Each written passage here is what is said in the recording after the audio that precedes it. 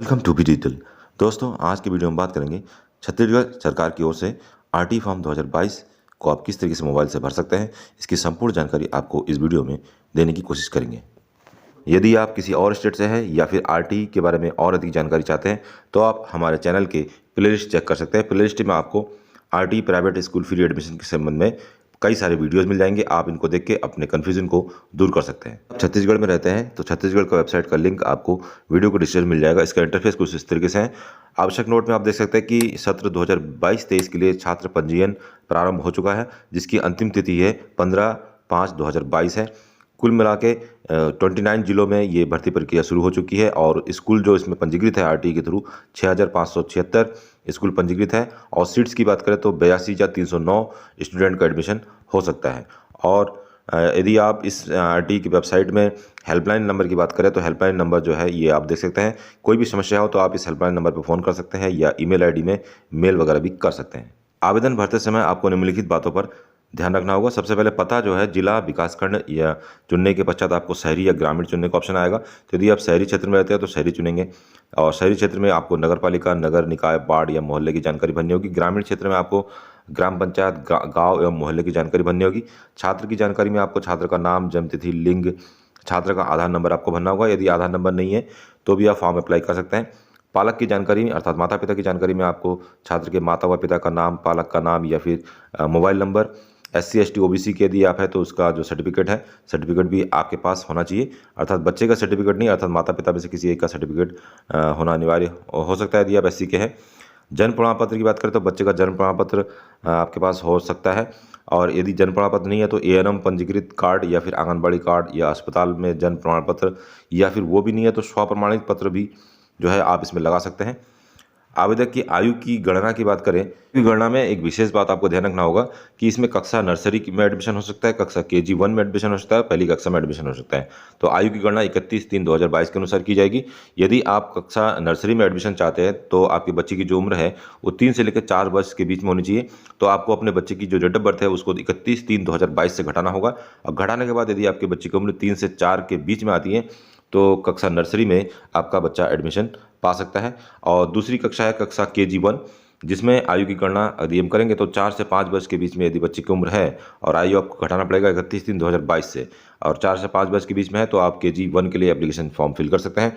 और पहली कक्षा में यदि आप चाहते हैं कि पहली कक्षा में आपके बच्चे का एडमिशन हो तो पहली कक्षा का जो कंडीशन है वो 5 वर्ष से लेकर 6 वर्ष, 6.5 वर्ष होना चाहिए। और आयु घटाएंगे आप 31/3/2022 से। तो इसको आपको विशेष ध्यान रखना है। अगर इस कंडीशन में आपके बच्चे की डेट ऑफ बर्थ आती है तभी आप फॉर्म फिल कर सकते हैं। इससे कम होने पर भी आप फॉर्म फिल नहीं कर सकते, इससे अधिक होने पर भी आप फॉर्म फिल नहीं कर सकते हैं।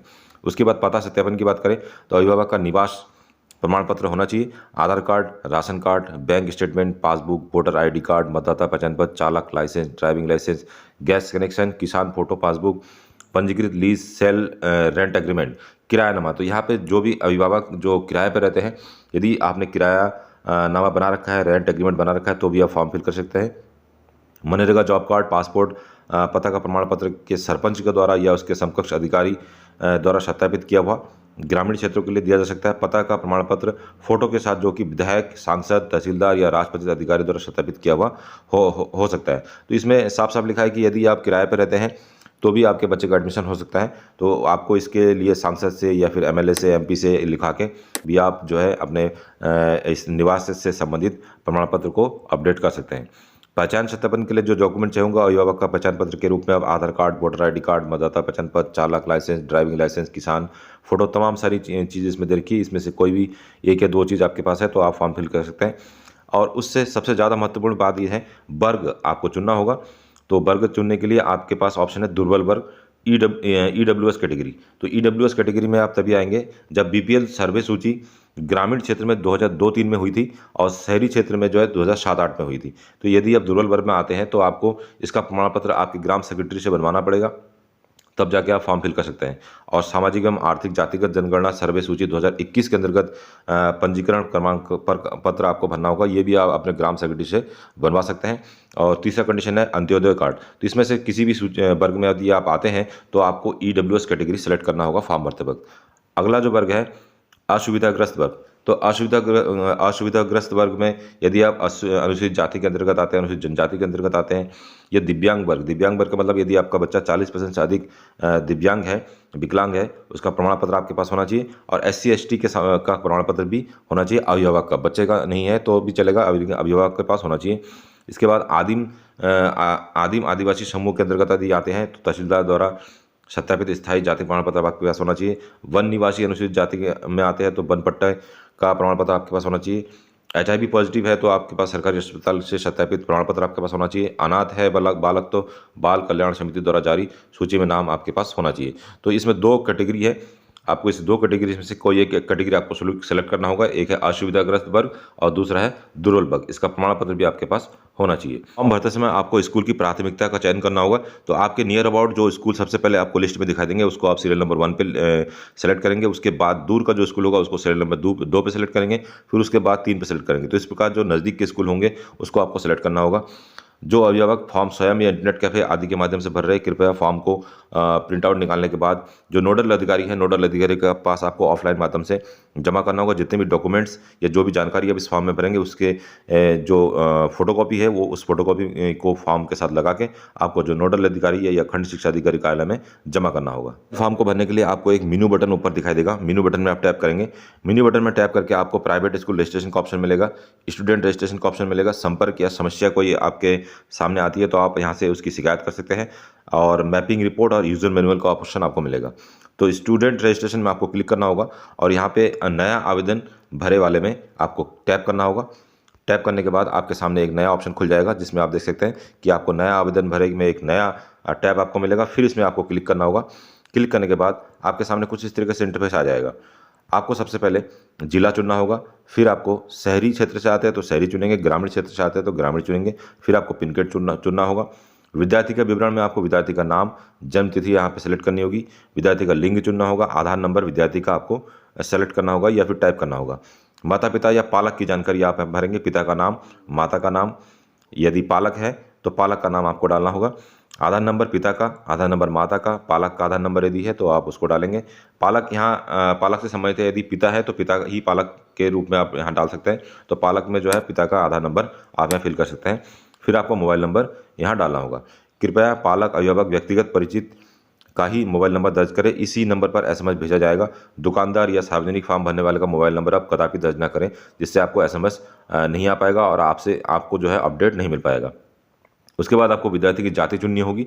उसके बाद दस्तावेजों की जानकारी देनी होगी। तो यहाँ पे आपको चुनना होगा यदि आप दुर्बल वर्ग में आते हैं या असुविधाग्रस्त वर्ग में आते हैं। उसके बाद आपको योग्यता सेलेक्ट करनी होगी। उसके बाद दस्तावेज सेलेक्ट करने होंगे। जन्म सत्यापन हेतु विद्यार्थी का जन्म प्रमाण पत्र आपको सेलेक्ट करना होगा। पता सत्यापन हेतु अभिभावक का कौन सा आप सेलेक्ट कर सकते हैं। इसमें voter ID card, driving licence, bank passbook, electricity bill, इसमें से आधार कार्ड, राशन कार्ड जो भी आपके पास है तो कोई भी एक आप यहाँ से चूज़ कर सकते हैं। उसके बाद पहचान सत्यापन हेतु अभिभावक का इसमें आप लिस्ट में चेक करेंगे। तो पहचान के लिए आप पैन कार्ड, राशन कार्ड या वोटर ID कार्ड या ड्राइविंग लाइसेंस में से कोई भी जो आपके पास है उसको चूज़ कर सकते हैं। फिर स्कूल देखे वाले एक टैब दे रखा है, इस पर आप क्लिक कर सकते हैं। क्लिक करने के बाद जो है आपको स्कूल की लिस्ट यहाँ मिल जाएगी और वहाँ से आप स्कूल वगैरह की जानकारी भी प्राप्त कर सकते हैं। सेलेक्ट करते वक्त यदि आपके सामने कोई स्कूल का नाम प्रदर्शित नहीं हो रहा है तो यहाँ पे एक टैब दे रखा है कि आप यहाँ पे शिकायत वगैरह कर सकते हैं। तो यहाँ पे आपको क्लिक करना होगा। जैसे ही आप यहाँ पे क्लिक करेंगे तो आपके सामने एक नया समस्या निवारण रजिस्ट्रेशन का पेज खुल जाएगा। यहाँ पे आप समाधानकर्ता में जिससे भी आप शिकायत करना चाहते हैं, नोडल से, जिला शिक्षा अधिकारी से, लोक शिक्षण संचालयन से या प्राइवेट स्कूल से, तो यहाँ पे आप उसको चूज़ कर लेंगे। चूज़ करने के बाद आपको समस्या क्या है, किस संदर्भ में है, आवेदनकर्ता का नाम, मोबाइल नंबर, ईमेल ID और जो भी आपकी समस्या है उसको आप यहाँ पे लिख के सुरक्षित कर ले वाले ऑप्शन में टैप कर सकते हैं, जिससे आपकी समस्या क्या है वो विभाग को पता चल जाएगी। आपको कंप्लीट भरने के बाद आपको एक चेकबॉक्स लगाना होगा। इसमें आप चेकबॉक्स लगा देंगे। चेकबॉक्स लगाने के बाद एक नोट आपके सामने दे रखा है। फॉर्म भरने के बाद जिस नोडल के अंतर्गत विद्यालय का चयन किया गया है उन सभी के पास फॉर्म की एक प्रति और सभी दस्तावेज की एक प्रमाणित प्रति अनिवार्य रूप से विद्यालय में उपस्थित होकर आपको जमा करना होगा। तो इसका प्रिंट आउट निकालेंगे। प्रिंट आउट निकालने के बाद जो भी डॉक्यूमेंट आप इसमें सेलेक्ट करेंगे उसका भी प्रिंट आउट आपको चाहिए होगा। इन दोनों का प्रिंट आउट में एक कंबाइन एक आप फॉर्म बना लेंगे और उसको संबंधित विद्यालय में जमा कर देंगे और अंत में आपको सुरक्षित करने वाले ऑप्शन में क्लिक करना होगा। इसके बाद आपका फॉर्म सबमिट हो जाएगा। कंप्लीट फिल करने के बाद आपको फिर होम टैब पे आ जाना है। होम टैब पे आप जब क्लिक करेंगे तो आपके सामने स्टूडेंट रजिस्ट्रेशन का एक ऑप्शन आ जाएगा। इस पर जब आप क्लिक करेंगे तो भर्ती प्रक्रिया के बारे में आप जानकारी प्राप्त कर सकते हैं। और आवेदन में यदि संशोधन है तो उसका भी टैब दे रखा है। कोई गलती आपने कर दी है तो आवेदन में संशोधन कर सकते हैं, आवेदन की स्थिति देख सकते हैं और भरे हुए आवेदन का प्रिंट आउट भी यहाँ से आप निकाल सकते हैं। दोस्तों ये था आज का वीडियो। इस वीडियो के रिगार्डिंग यदि आपको कोई और जानकारी चाहिए तो आप हमें कमेंट कर सकते हैं, या फिर वीडियो के डिस्क्रिप्शन में आपको हमारे टेलीग्राम और व्हाट्सएप ग्रुप का लिंक प्रोवाइड हो जाएगा, जहां से भी आप हमें संपर्क कर सकते हैं। मिलते हैं अगले एक ऐसे इंटरेस्टिंग वीडियो में, तब तक के लिए अपना ध्यान रखिए। बाय बाय, जय हिंद।